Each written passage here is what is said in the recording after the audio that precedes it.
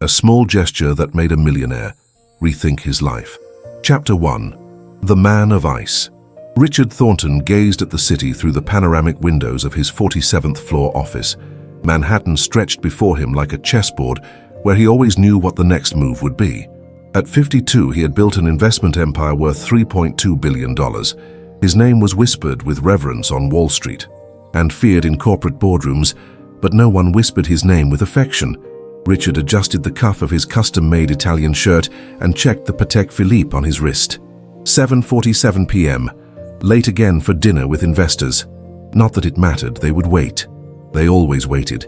His reflection in the glass showed a man with perfectly groomed grey hair, a square jaw, and grey eyes that had lost their sparkle decades ago. Some said Richard had shark eyes. He considered it a compliment. "Mr. Thornton, the car is waiting." Margaret, his assistant of 15 years, announced over the intercom. "I'm coming down." Margaret knew that tone. No thank you, no good night. Just the cold statement of his next action. She sometimes wondered if Richard remembered she had a name. The private elevator descended in silence. Richard didn't watch the numbers decreasing, busy answering emails on his phone. Buy, sell, merge, fire. Each decision moved millions of dollars and hundreds of lives. He never thought about the lives, only the numbers. The doors opened in the marble lobby. The security guard waved, but Richard walked right past, as always. Outside, the December cold in New York cut like a blade, but he barely noticed. His driver, James, already had the back door of the Mercedes open. "Good evening, sir." Richard got in without responding. But something was different that night. Traffic was impossible due to an accident on Fifth Avenue. After 20 minutes of sitting still, Richard grew impatient. "I'll walk. It's only 3 blocks. Sir, it's very cold and..." "I said I'll walk." James knew better than to argue. Richard got out of the car, the icy wind finally registering in his consciousness. He quickened his pace, irritated with himself for this impulsive decision. That's when he saw her. Chapter 2. The Encounter. On the corner of 5th and 53rd, illuminated only by the dim glow of a closed shop, stood a girl. She couldn't have been more than 8 years old, wearing a coat too thin for the New York winter and fingerless gloves. Her brown hair was tied in 2 uneven braids, and she was holding something in her hands. Richard was about to walk right past when she moved toward him. "Sir?" The voice was soft, almost swallowed by the wind. "Would you like to buy a drawing?" He stopped, more from surprise than willingness. He looked down and saw a collection of children's drawings made on regular paper, protected by clear plastic. Angels, Christmas trees, stars. Simple strokes, vibrant colors of cheap-colored pencils. "No, thank you," he said, his voice colder than the wind. He began to walk away, but she spoke again. "They're only $2. I drew them all myself." There was something in her voice. It wasn't pleading. It was pride. She was proud of her drawings. Richard turned around. For some reason he couldn't explain, he actually looked at her for the first time. Her eyes were huge and dark, and there was a determination in them that seemed strangely familiar. Her lips were slightly blue from the cold. "Where's your mother?" he heard himself asking. The girl hesitated. "Working. She works at night cleaning offices. I wait at the library until she's done, but today it closed early." "And your father?" The girl's eyes fell to the drawings. "We don't have a father." Richard should have kept walking. He had a dinner, business to discuss, millions of dollars at stake. But something kept him there. Maybe it was the cold biting his face, making him uncomfortably aware of how freezing this girl must be.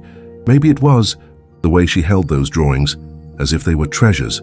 Or maybe it was something deeper, something he had buried so deep he barely recognized. A memory. "All right," he said, taking out his wallet. "I'll take one." Her eyes lit up. "Which one do you want?" He glanced quickly. "Anyone." "No, sir," she said seriously. "You have to choose. Each one is different. It has to be special for you." Richard almost laughed. When was the last time anyone had insisted he actually choose something? Usually people just told him what he wanted to hear. His eyes landed on one particular drawing. It was an angel, simple but carefully made. The angel had golden wings and held a star. In the corner in childish letters it read, "Angels protect us, even when we don't see them." "That one," he said, pointing. Her face lit up. "That's my favorite. I drew it thinking about my mother. She says my dad is an angel now, protecting me from heaven. Richard felt something strange in his chest. It wasn't exactly pain, but discomfort. Like a limb falling asleep starting to wake up after years. He handed over a $20 bill. I don't have change for that, she said, looking at the bill with concern. Keep the change. But, sir, consider it a tip for excellent customer service. For the first time, she smiled. It was a smile that illuminated her entire face, transforming her. And in that moment, Richard saw something that hit him like a punch to the stomach. She looked like Emma. Emma, his daughter. The daughter he hadn't seen in 12 years. Richard held the drawing and began to walk away, but the girl's voice reached him again. Sir, what's your name? I like to know the names of people who buy my drawings. He turned. Richard.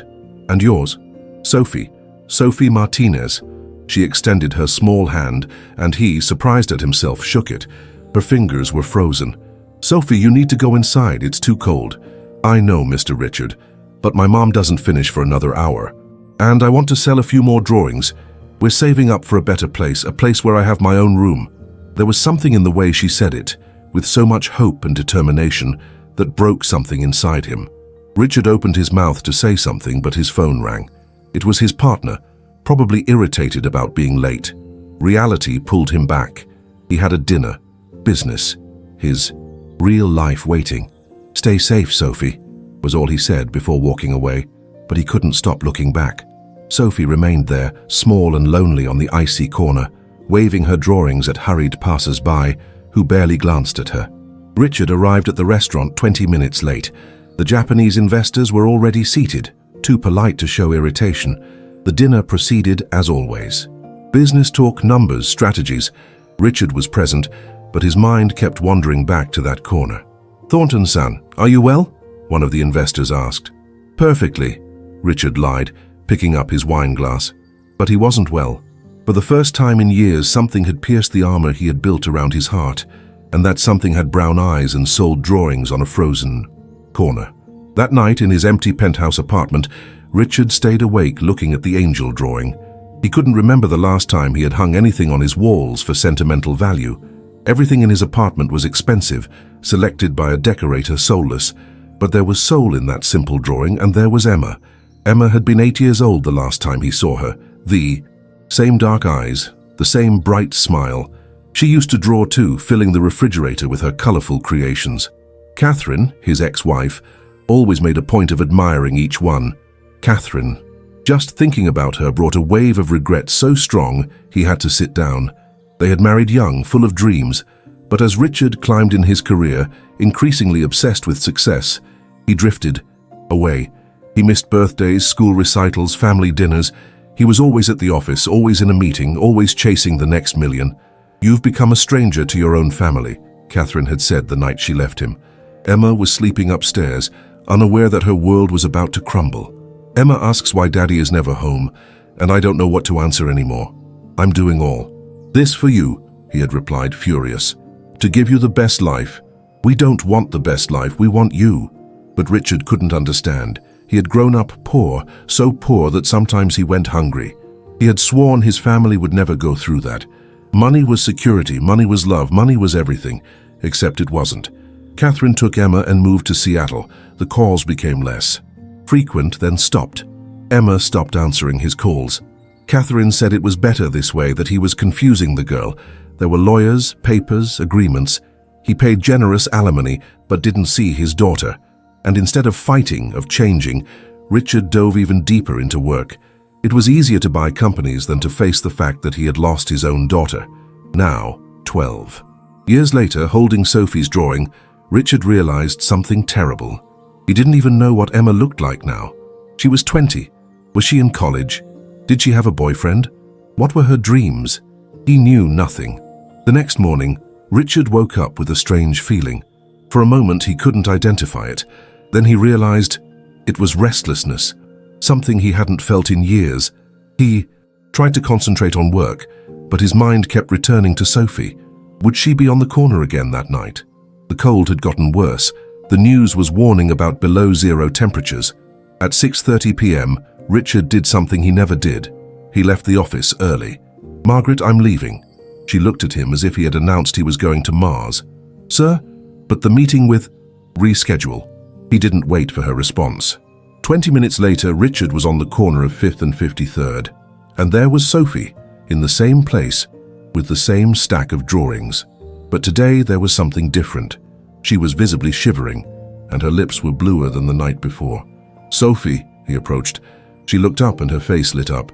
"Mr. Richard, you came back. How many drawings? Have you sold today?" She looked down. "None yet. People are in a hurry because of the cold." Richard felt anger. Anger at a city where millions of people passed by a freezing child and didn't stop. Anger at himself for being one of those people for so long. "Sophie, where's your mother?" "Working, she's always working. You can't stay out here, you're going to get sick.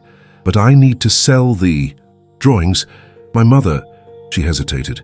"She works so hard, but it's never enough. I want to help." Richard knelt down to be at her height, something he hadn't done in decades. "How many drawings do you have there?" 15. "I'll buy them all." Her eyes widened. "All of them?" "All of them. $30, right?" "Mr. Richard, I can't—" "Yes, you can." He took out his wallet and handed over $50. "And don't argue about the change this time." Sophie held the money with trembling hands, and suddenly her eyes filled with tears. "Thank you," she whispered. "Thank you so much." Richard felt that tightness in his chest again. "Now promise me you'll go inside? Somewhere warm?" She nodded, wiping away tears. "Where do you live, Sophie?" She pointed vaguely south. "In the Bronx, but it's far. That's why my mom works here in Manhattan. It pays better." "How do you get home?" "Subway. After my mom finishes, we go together." Richard looked at his watch. "What time does she finish?" 10 at night. 4 hours. This girl would be waiting outside for 4 hours in below-zero cold. "No," said Richard, surprising himself. "That's not going to happen. Come with me."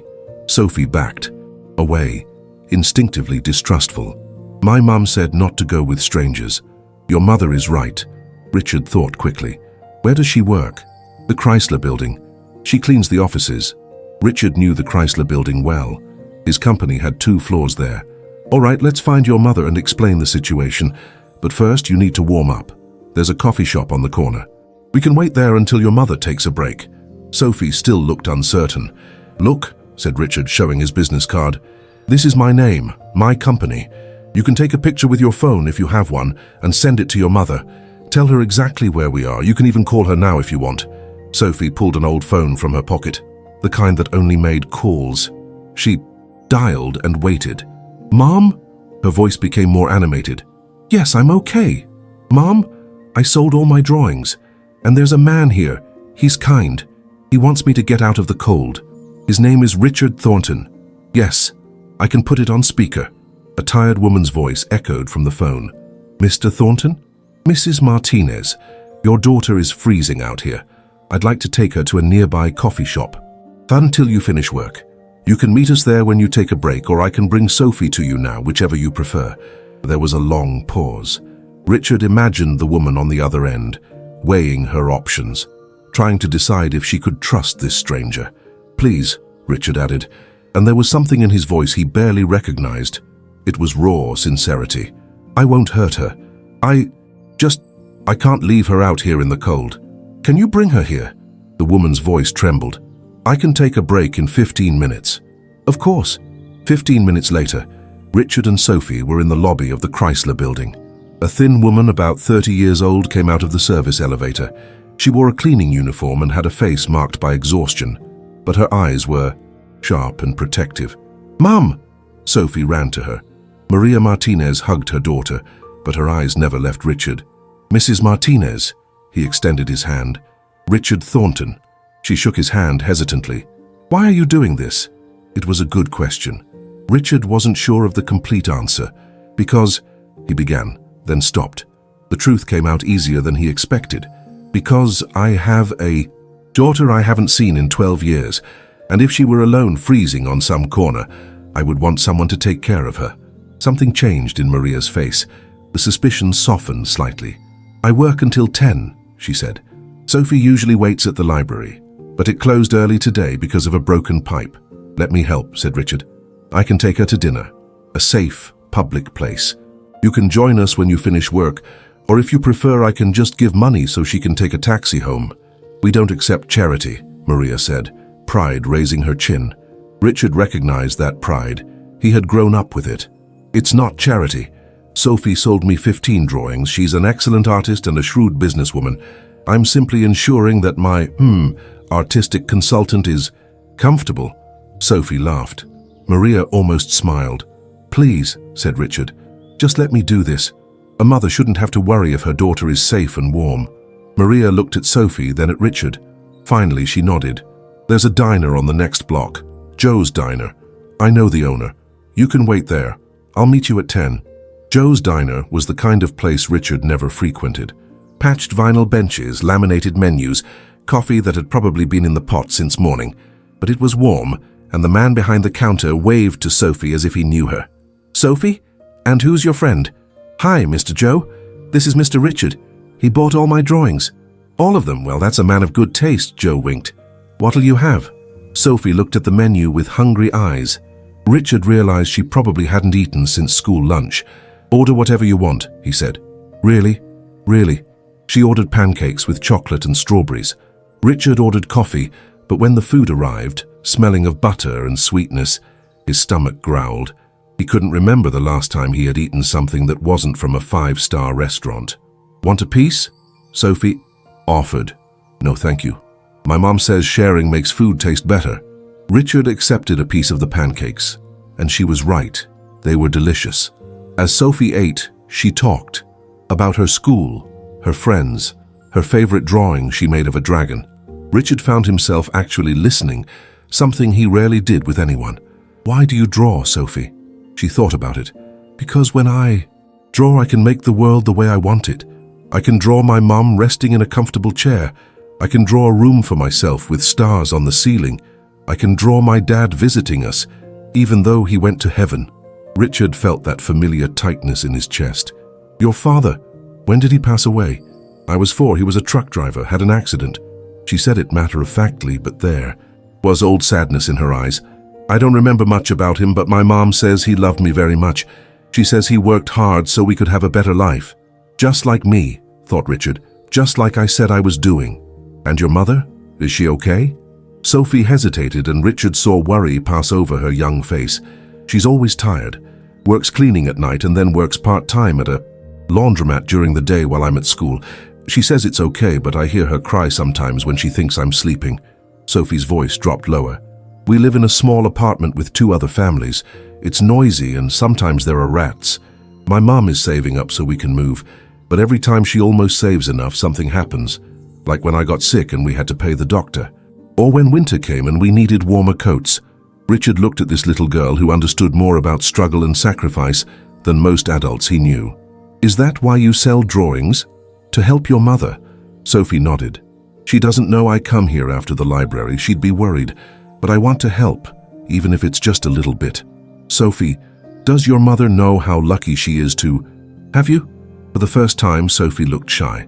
"I think so. She always hugs me and says I'm her blessing." Richard had to look away, blink several times. When was the last time he had cried? Not at his father's funeral. Not when Catherine left him. Not when Emma stopped answering his calls, but now, sitting in a cheap diner with an 8-year-old girl who sold drawings to help her mother. He felt tears burn his eyes. "Mr. Richard, are you okay?" He wiped his eyes quickly. "Yes, just something in my eye." Sophie tilted her head, studying him with those dark, wise eyes. "You look sad. My mom gets like this sometimes. When that happens, I draw for her. Do you want me to draw something for you?" "You don't need to." "I want to." She was already taking out paper and colored pencils from her backpack. "What would make you happy?" Richard didn't know how to answer. It had been so long since he had thought about happiness. "Surprise me," he finally said. Sophie smiled and set to work. Richard watched her draw, her tongue sticking out slightly in concentration. He thought about all the meetings he had missed today, all the unreturned calls. His partner was probably furious. There was a deal waiting for his signature, a $200 million acquisition, but none of it seemed important now. 15 minutes later, Sophie turned the paper to show him. It was a drawing of 2 figures sitting at a table. One was small with braids, clearly Sophie. The other was taller, a man in a suit. Both were smiling. On top, in careful letters, she had written, "Friends sharing pancakes." Richard took the drawing with hands that trembled slightly. "It's beautiful, Sophie, thank you. You can keep it for free because you're my friend." And there, in that moment, in a cheap diner in Manhattan, Richard Thornton, the billionaire who had everything and nothing, felt something he hadn't felt in years. He felt his heart opening again. Maria Martinez arrived promptly at 10. She looked exhausted, but her face lit up when she saw Sophie warm and happy. "Mom, look, I ate pancakes and drew for Mr. Richard." Maria hugged her daughter, then looked at Richard. "Thank you for taking care of her. It was my pleasure." And he meant it truly. "How much do I owe for dinner?"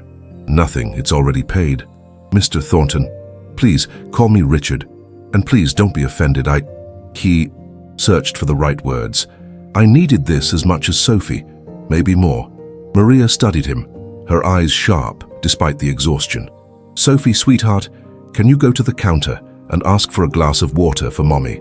When Sophie left, Maria sat across from Richard. "What do you really want?" "Excuse me? You're rich. I can tell by your watch, your coat, the way you speak. Men like you don't spend the evening with strange children in cheap diners. So what do you want?" Richard could have been offended, but she was protecting her daughter. He respected her for that. "You're right," he said. "I normally wouldn't do this, but when I saw Sophie last night selling her drawings in the cold, she reminded me of someone, my daughter, Emma." "Where's your daughter now?" "Seattle, with her mother, my ex-wife." "Why don't you see her?" Richard took a deep breath. "Because I chose work instead of my family, chose money instead of moments. And when I realized my mistake, it was too late. Emma doesn't want to talk to me anymore." Maria was quiet for a moment. "Have you really tried?" "What do you mean?" "To try. Not just call or send money, but really show up. Show her that you've changed." "I don't know if I've changed." "Then find out." Maria leaned forward. "Look, Richard, I don't know your full story, but I know this. You spent your evening with my daughter. You kept her safe and warm. You made her laugh. That counts for something." Sophie returned with the glass of water and the moment passed, but Maria's words stayed with Richard. "Do you need a ride home?" he offered. "No, thank you. We take the subway. It's our routine. Please, it's too cold and too late for Sophie." Maria was about to refuse again, but Sophie intervened. "Mom, I'm so tired, please." Maria sighed. "All right, but tomorrow you go straight home after school, understood? No selling drawings on the street." Sophie nodded, but Richard saw the disappointment in her eyes. On the way to the Bronx, Richard learned more about their lives. Maria worked 60 hours a week at 2 jobs. They barely managed to pay rent and food. She was on a waiting list for subsidized housing, but there were hundreds of people ahead of her. Sophie was in an overcrowded public school, but she was smart and hardworking. "She's going to college," Maria said with fierce determination. "I'll make sure of it. She won't be stuck like I was." "You're not stuck," said Richard. "You're fighting for your daughter. That's the noblest thing anyone can do." Maria looked at him, surprised by the emotion in his voice. When they arrived at the address in the Bronx, Richard was shocked. The building was in terrible condition, with broken windows poorly fixed with cardboard and graffiti covering the walls. This was the world where Sophie lived. "Thank you for the ride," said Maria, helping Sophie out of the car. "Wait," Richard said impulsively. "I'd like to help. Financially." Maria's face hardened. "I told you we don't accept charity." "It's not charity. It's an investment. Sophie has talent. How about if I sponsor art classes for her? Or I can pay for a move to a better place." "No."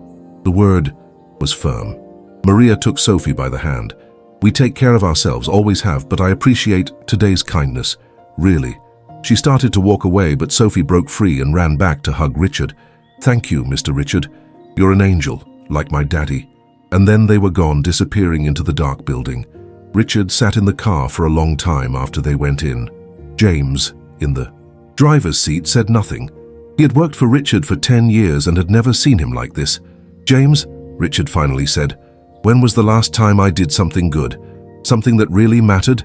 James chose his words carefully. "You donate to charity, sir." "No, I'm not talking about writing checks. I'm talking about really making a difference in someone's life. Like that girl. She's 8 years old and she's trying to help her mother by selling drawings in the cold.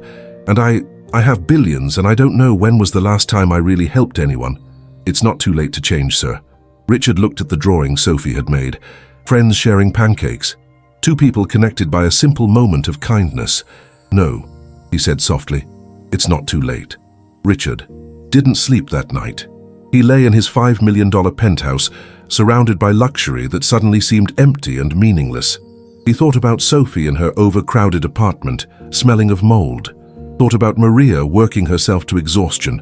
Thought about Emma, his own daughter, whom he had emotionally abandoned so long ago. At 4 a.m, he made a decision. When the sun rose, Richard was at his computer. He searched Maria Martinez Bronx, but nothing came up. Of course not. People like Maria didn't appear in Google searches. They lived in the shadows, working invisible jobs, raising amazing children the world barely noticed. But he had the address, and he had resources. At 9 a.m, Richard was back at the building in the Bronx. This time, he really looked at it. 10 floors of crumbling bricks, rusty fire escapes, trash piled in the entrance. A drugged man was collapsed in the doorway. Richard climbed the stairs. The elevator had an out-of-service sign. The 3rd-floor hallway smelled of urine and something rotten. He found apartment 3C and knocked. Maria opened the door, still in her cleaning uniform. Her eyes widened. "Richard, what are you doing here? I need to talk to you." She hesitated, then opened the door. The apartment was tiny, a combined living room kitchen where he could see 2 other women and several children. A small hallway that probably led to a single bedroom and bathroom. "Can we talk outside?" Maria said, stepping out and closing the door behind her. In the noisy hallway, Richard went straight to the point. "I know you said you don't want charity, but what if it wasn't charity? What if it was an opportunity?" Maria crossed her arms. "What kind of opportunity?" "My company has a scholarship fund for families of employees. If you worked for me." "Doing what?" "Cleaning. I already have 2 cleaning jobs." "No, something better. At my company, with a decent salary, health benefits, daytime hours, so you can be with Sophie at night." Maria looked at him with suspicion. "Why? You don't know me." "Because meeting Sophie changed something in me. Because you two reminded me of what really matters. And because," he took a deep breath, "because I couldn't save my own family, but maybe I can help yours. I don't need to be saved. I know. You're one of the strongest people I've ever met. But everyone needs help sometimes, even me." Maria studied his face. "What do you get out of this?" "Honestly, a chance to be a better person, a chance to make a difference, and maybe a chance to learn from you and Sophie what it means to be a real family." Something in his words reached her. Maria sighed. "What's the job?" "Administrative assistant. You'd work in the human resources department. Organize documents, schedule meetings, that sort of thing. It's not glamorous, but it pays $45,000 a year to start, with full health benefits." Maria went pale. "45,000? And there's opportunity for growth. If you want to take courses, the company pays. If you're good, and I think you will be, you can move up." Tears appeared in Maria's eyes. That's more than I make at 2 jobs. "So you accept?" She wiped her eyes. Yes, I accept, but with one condition." "What?" "You contact your daughter. You really try. Because life is too short, Richard, and a child always needs their father, even if she says she doesn't." Richard felt a lump in his throat. "I don't know if she'll want to hear from me." "Then you keep trying until she does. That's the deal. You help me, I help you fix your family." Richard extended his hand. "Deal." Maria shook his hand, and for the first time since they met, she truly smiled. The following weeks were a whirlwind. Maria started working at Thornton Investments, and as Richard had predicted, she was excellent. She was organized, punctual, and her experience dealing with multiple jobs made her incredibly efficient. But more than that, Maria brought humanity to the office. She knew the names of the security guards, talked with the cleaning staff, many of whom worked for the same company she had worked for, and had a kind word for everyone. Richard watched her sometimes, seeing how people reacted to her. They smiled, they opened up. In Richard's world, where everything was transaction and strategy, Maria was simply genuine. And Sophie flourished. With Maria's new salary, they moved into their own apartment. It wasn't luxurious, but it was clean, safe, and Sophie had her own room with glow-in-the-dark stars on the ceiling. which Richard had bought for her as a housewarming gift. Richard began visiting them regularly. Simple dinners at their apartment, where Maria cooked Puerto Rican dishes and Sophie showed her new drawings. They were the happiest dinners Richard had had in years. "Why don't you have family to have dinner with?" Sophie asked one night, with the direct honesty of children. "Sophie!" Maria scolded her. "No, it's okay." Richard put his fork on his plate. "I have a daughter, Emma, but I made a lot of mistakes when she was young. I worked too much, didn't spend enough time with her, and now she doesn't want to talk to me. Have you apologized?" "I tried, but she doesn't answer my calls or emails." Sophie thought about it. "When I fight with my best friend, Lucia, sometimes it takes time before she forgives me. But I keep trying. I draw for her, leave notes in her desk, sit next to her at lunch even when she won't talk to me. Eventually, she always forgives. Children are more forgiving than adults," said Richard sadly. "Or maybe," said Maria softly, "you just need to show her that you've really changed. Words are easy, Richard. Actions are what count." That night, Richard stayed awake thinking. Maria was right. He had sent emails, left voicemails, but what had he really done to show Emma that he had changed? The next morning, he did something he had never done. He made an appointment with a therapist. Dr. Harrison received him in his cozy office, very different from the corporate offices Richard was used to. "So, Mr. Thornton, what brings you here?" "I messed up with my daughter, and I want to fix it." In the following weeks, Richard attended his sessions faithfully. It was painful. He had to confront things about himself that he had buried for decades. His fear of not being enough, his confusion between providing and being present, the emptiness he had tried to fill with money and success. "Do you realize," said Dr. Harrison in one session, "that you were repeating your own father's pattern?" Richard froze.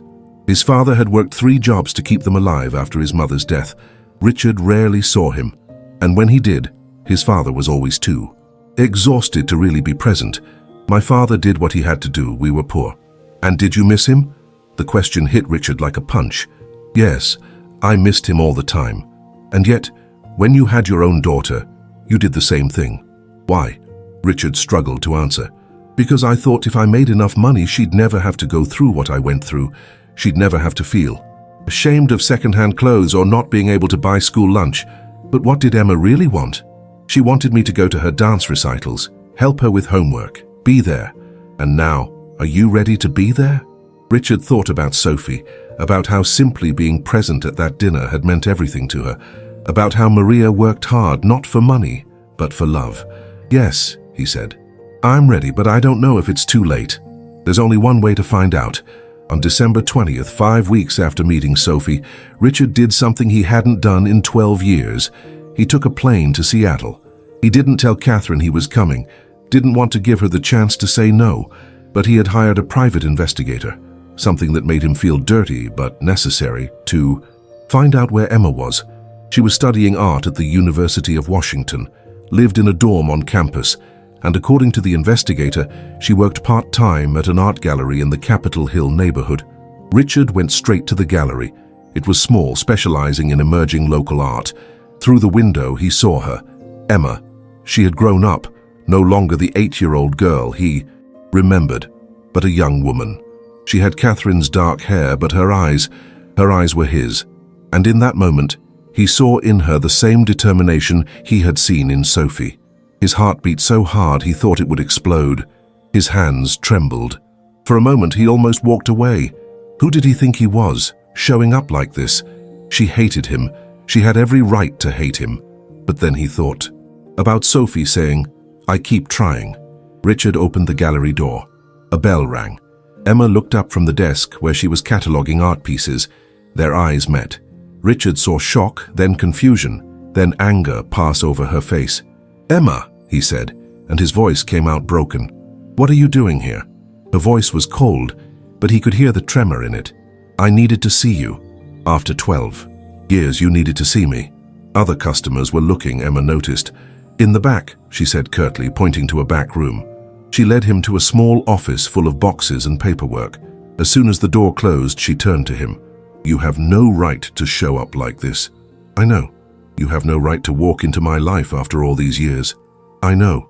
So why are you here?" Richard took a deep breath. because I met an 8-year-old girl who made me realize how much I messed up, and because I finally understand that money was never what you needed. You needed a father, and I failed you." Emma crossed her arms, but he saw tears shining in her eyes. "You think you can just show up and apologize and everything's okay?" "No, I don't think everything's okay. It'll never be okay. But I want to try. I want to know who you've become. I want to be present if you'll let me." "Why? Why now?" And then Richard told her about Sophie selling drawings in the cold, about Maria working 2 jobs, about realizing he had spent his whole life chasing the wrong thing, about therapy, about change, about finally understanding what he had lost. Emma listened in silence. When he finished, she wiped her eyes. "You hurt Mom a lot. And me. I know. I used to stay awake waiting for you to come home. I had a drawing to show you or a story to tell about school, but you always came home after I was asleep, and in the morning you were already gone. Emma, and when you and Mom fought, I could hear through the walls you saying you were working for us, but we didn't want the money. We wanted you." Each word was a knife in Richard's heart. "You're right, you're completely right, and I'm sorry, I'm so sorry. Apologies are just words. Then let me show you. Give me a chance to prove I've changed." "How?" "Stay with me today. Just today. Let me get to know you. And if at the end of the day you decide you don't want to see me again, I'll respect that." Emma looked at him for a long moment. He could see the conflict in her eyes. The girl who still wanted her father fighting against the young woman who had been hurt. "I finish here at 5, she finally said. "I'll be waiting." Richard spent the next 5 hours wandering around Seattle. He went to a coffee shop and just sat watching people. Couples having coffee, parents with young children, people living their normal, beautiful lives. He thought about how he had wasted so much time, how many moments he had missed chasing things that in the end didn't matter. At 5 o'clock sharp, he was back at the gallery. Emma came out wearing an old coat and a backpack covered with band pins. "Where to?" she asked, guarded. "You choose. Where would you like to go?" She took him to a tiny Thai restaurant she said was her favorite. They sat at a small table, and at first the conversation was awkward, full of uncomfortable pauses. But gradually, Emma began to talk about her art, her classes, her friends. Richard just listened, really listened, without looking at his phone once. "Why art?" he asked. Emma played with her food. "Because when I was little, drawing was the only way I had to process feelings. When you and Mom fought, when you missed my birthday again, when Mom cried, I'd draw and it made everything more bearable." "Can I see your drawings? Your paintings?" She hesitated. "Why?" "Because I want to know the artist you've become." Something changed in her face. "They're not for sale, but I can show you." She took him to her dorm. Her room was small, but full of personality.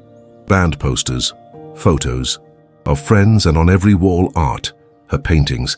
Richard stood there breathless. They were beautiful, abstract, full of emotion and color.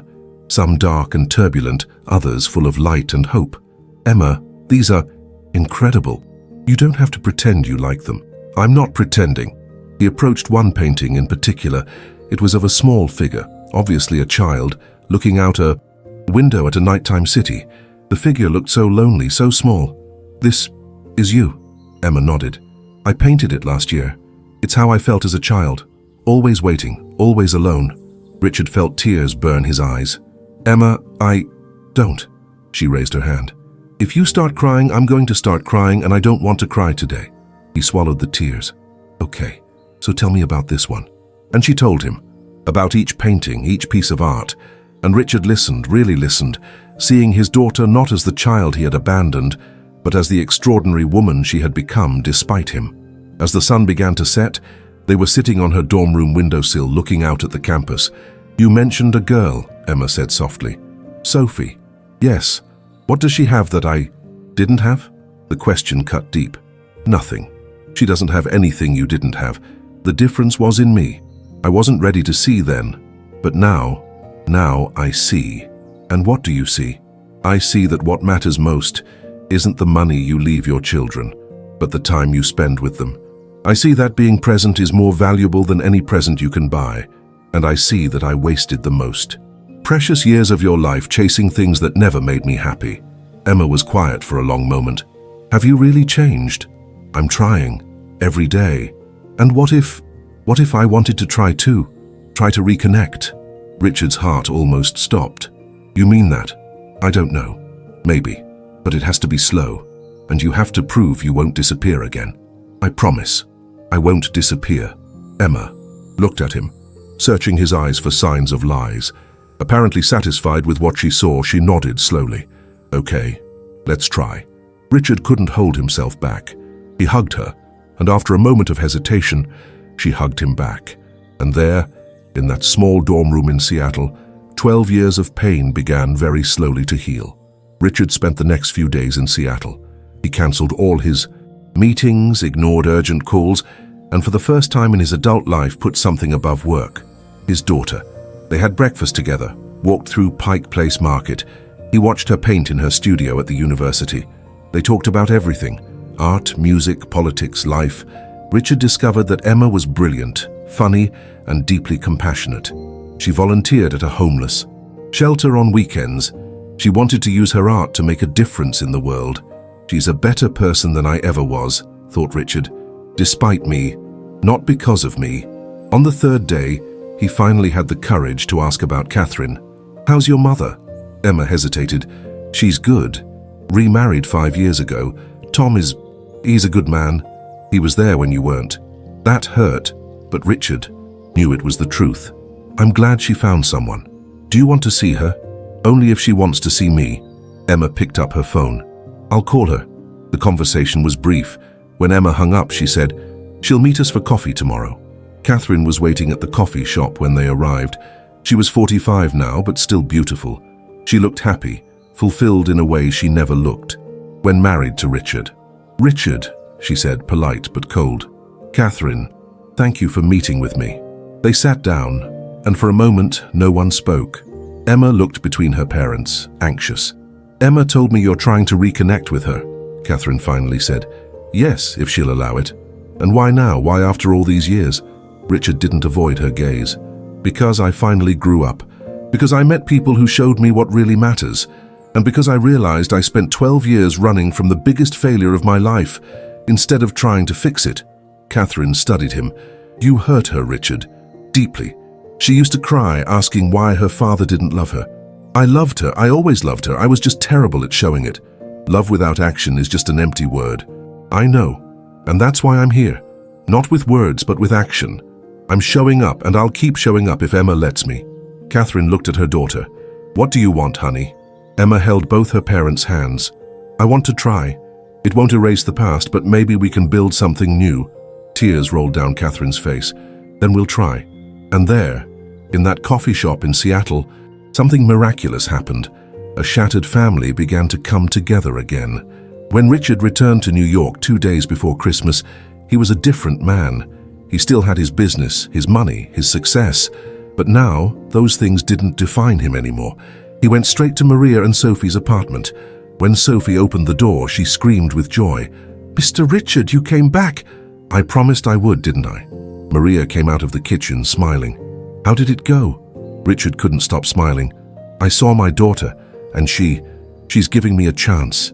I knew she would, Sophie jumped. I prayed for you every night.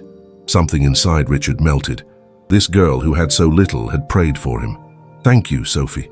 You know you changed my life? She tilted her head. I did. Yes.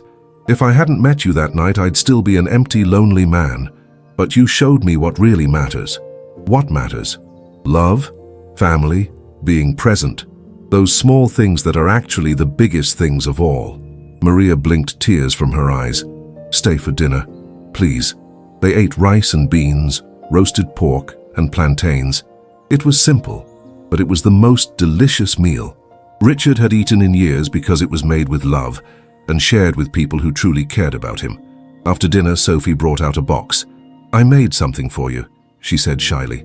For Christmas.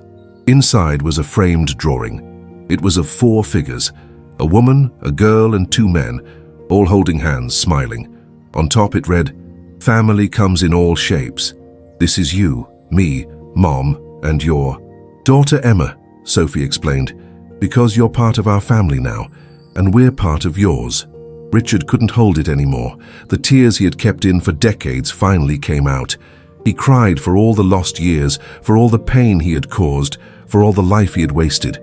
But he also cried with joy, because it wasn't too late, because he had been given a second chance, because a little girl selling drawings on a frozen corner had saved his soul. Sophie hugged him, followed by Maria, and Richard, the billionaire who thought he had everything, realized he finally had what he always needed: love.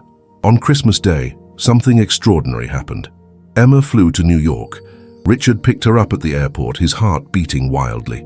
When he saw her coming out of the arrivals area carrying a backpack and an art tube, he couldn't stop smiling. "You came. You invited me. And I wanted to meet Sophie, the girl who saved my father."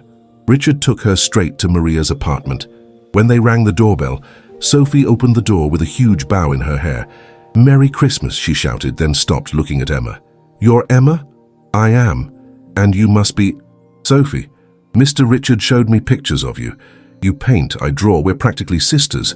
Emma laughed, and it was the most genuine laugh Richard had heard from her in 12 years. The apartment was decorated with simple decorations, but there was warmth and love in every corner. Maria had prepared a feast, and they sat around the small table, 4 people who had been strangers weeks ago, now connected by invisible but indestructible threads of care and compassion. "I want to make a toast," said Richard, raising his glass of punch, "to Sophie, who had the courage to approach a grumpy stranger on a freezing night, to Maria, who taught me that real strength comes from love, not money, and to Emma, who gave me a second chance I didn't deserve but for which I'm eternally grateful. And to you," Emma added softly, "for finally showing up."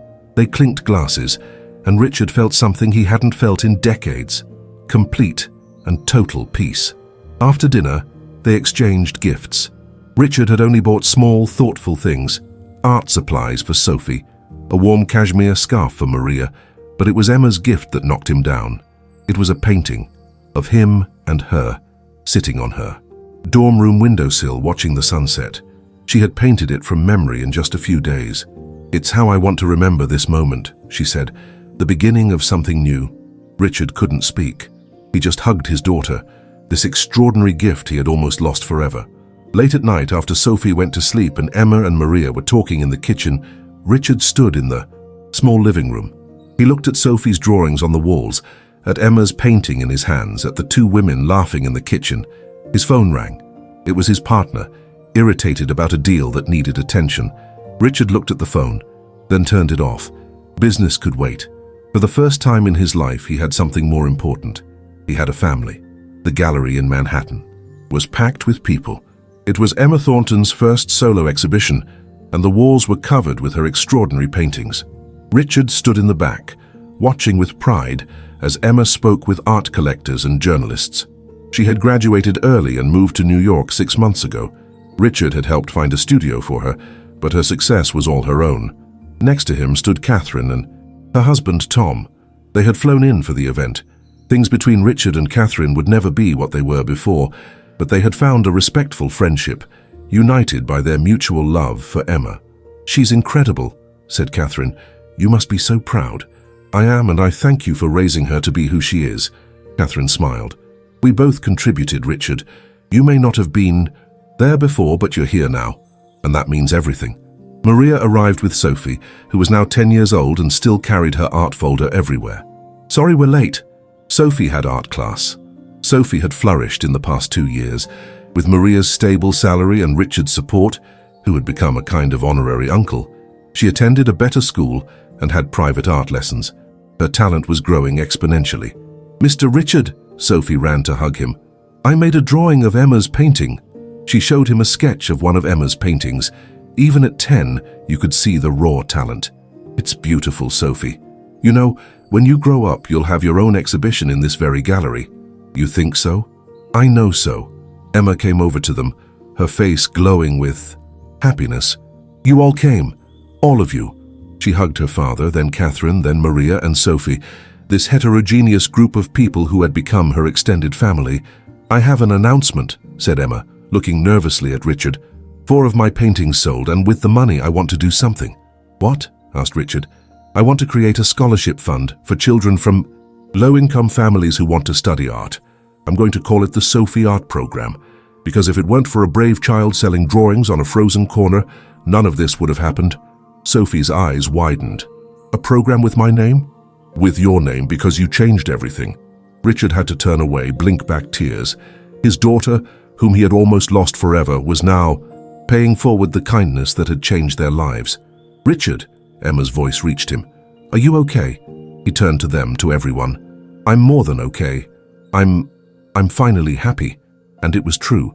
His company was still successful, but he was no longer defined by it. He had promoted others to run day-to-day operations, giving himself time for what really mattered. He had weekly dinners. With Emma, he and Sophie had art dates where she taught him to draw. He was terrible, but she was patient. He had helped Maria enroll in night classes. She was working toward a business administration degree. Most importantly, he was present. When Emma needed advice, when Sophie had a school recital, when Maria had a difficult day, he was there.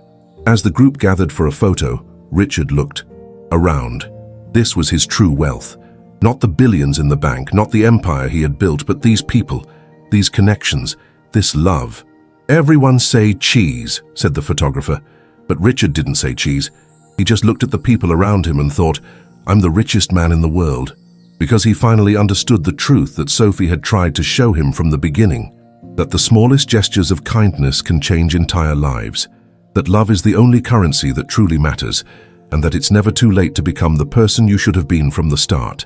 A little girl selling drawings on a frozen corner, a billionaire who had lost his way, a simple gesture that changed everything, and a family, patched together and imperfect, but real and full of love.